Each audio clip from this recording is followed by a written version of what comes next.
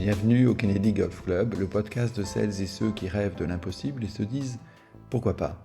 Notre ambition est d'agrémenter vos réflexions sur les parcours et au-delà. En cette période où l'on espère sortir bientôt du confinement et où il est question de faire découvrir le golf aux scolaires, à tous les enfants qui le souhaitent, il nous semble opportun de rappeler l'initiative du pro Bill Owens qui rêve de golf éducatif depuis plus de 25 ans. C'est le coach Stéphane Bachose qui nous présente le grand projet de Bill. La grande idée de Bill, à l'origine, elle est basée là-dessus. Elle est basée sur est-ce que le golf peut changer la face du monde ? Voilà. Et ça c'est mon credo depuis que j'ai rencontré Bill en 1995. Donc je vais le voir pour lui dire, j'ai décidé de changer de vie, je vais devenir golfeur professionnel, être ton assistant bénévole, ça va m'aider à apprendre le métier, si tu veux bien. Et Bill me dit, écoute, on est en plein cœur de la Beauce ici, il n'y a pas un client, en tous les cas, il n'y en a pas assez pour deux. Assister, tu vas pas servir à grand chose. En revanche, je voudrais bien que tu saches que j'ai inventé une méthode pour apprendre à jouer au golf en quelques heures, qui permet à tout le monde, au plus grand nombre en tous les cas, de pouvoir découvrir les plaisirs de ce jeu fabuleux en un temps record. Et là, il me dit, je veux pas devenir le prochain milliardaire de la prochaine académie révolutionnaire du golf. Avec cette méthode, je veux pas faire du golf, je vais changer la face du monde. Comme ça, il me le livre. Je dis, quoi ? Il dit, oui, je vais changer l'avenir de la planète. Je dis, mais attends, Bill, t'as bouffé un clown ou quoi ? Comment ça, tu vas changer l'avenir de la planète avec quoi ? Avec le golf ? Il dit, bah oui. Je dis, quoi ? Bah oui, mais tu fais comment ? Et il m'a expliqué ce qu'il continue à faire aujourd'hui, ce que moi j'ai participé et que je continue à faire toujours à ma manière aujourd'hui, c'est-à-dire mettre en lumière ce projet. Et il m'explique très simplement. Il me dit, Steph, aujourd'hui, les problèmes sont connus. On a des problèmes d'éducation, des problèmes d'environnement, de démographie, d'économie, de mieux vivre ensemble, de diète, de famine. Les problèmes, on les connaît. Et en fait... Et ça, il te parle de ça il y a 25 ans. Il y a 25 ans, ouais. Comme ça, hein. Et il me dit, chaque problème a une solution à son opposé. Donc il suffit de savoir où est le problème, et puis on va trouver la solution à l'opposé, puis c'est assez simple. Mais il me dit, si aujourd'hui on règle un problème d'économie, le problème que les politiques ont, c'est que on va déclencher un problème d'environnement. Et si on règle un problème d'environnement, on va déclencher un problème social. Et puis si on règle un problème social, on va redéclencher un problème d'éducation. Et puis on s'en sort pas. Et puis c'est comme ça depuis la nuit des temps. C'est-à-dire que si on vient toujours cibler une solution pour un problème, on va redéclencher des problèmes autour. Donc aujourd'hui, la difficulté que les hommes politiques ont, c'est qu'il faut qu'ils arrivent avec une idée globale qui correspond, qui règle une partie de tous les problèmes, en gros. Donc il faut arriver avec, une idée qui permet de régler un peu de l'éducation, un peu de l'environnement, un peu du mieux vivre ensemble, un peu de la mixité, un peu de la démographie, etc. Il faut que ça puisse servir à l'ensemble des problématiques aujourd'hui que nous avons à régler. Mais une idée pour un peu de tout ça. Et il me dit, le golf, ça présente cette solution. J'en suis convaincu. Il me dit, bah oui, regarde, l'éducation, c'est les trois valeurs du jeu sont le respect, l'étiquette et l'humilité. Tu mets le golf à l'école et tu donnes à 12 millions de scolarisés un moyen de comprendre le respect, l'étiquette et l'humilité. Et t'as pas besoin de mettre un flic, c'est le jeu qui fait l'éducation.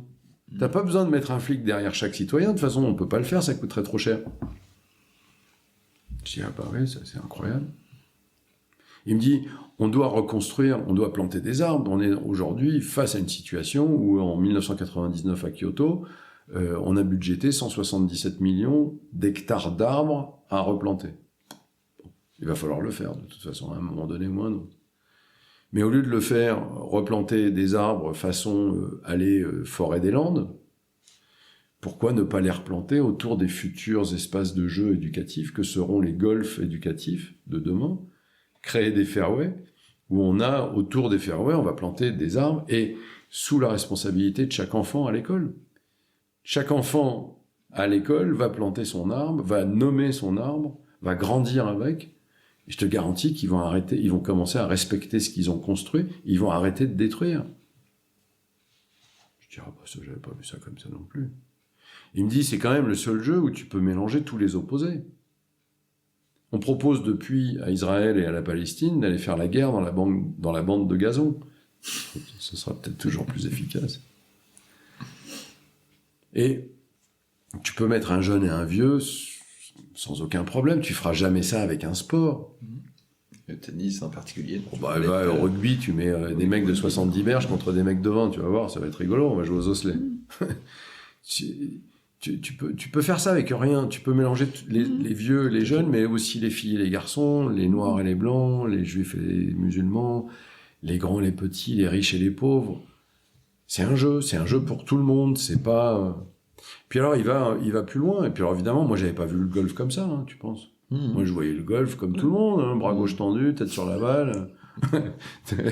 Tape dans la balle, j'en ai marre, je me tape dans les godages, je suis déprimé, mais je comprenais rien. Enfin, un enfant qui fait du bruit, voilà, qui sait pas de quoi et puis il va plus loin, il dit justement dans la liste des opposés, puisque on a une solution à l'opposé de chaque problème, on va au bout des opposés, et puis on tombe le pire des opposés qui est guerre et paix.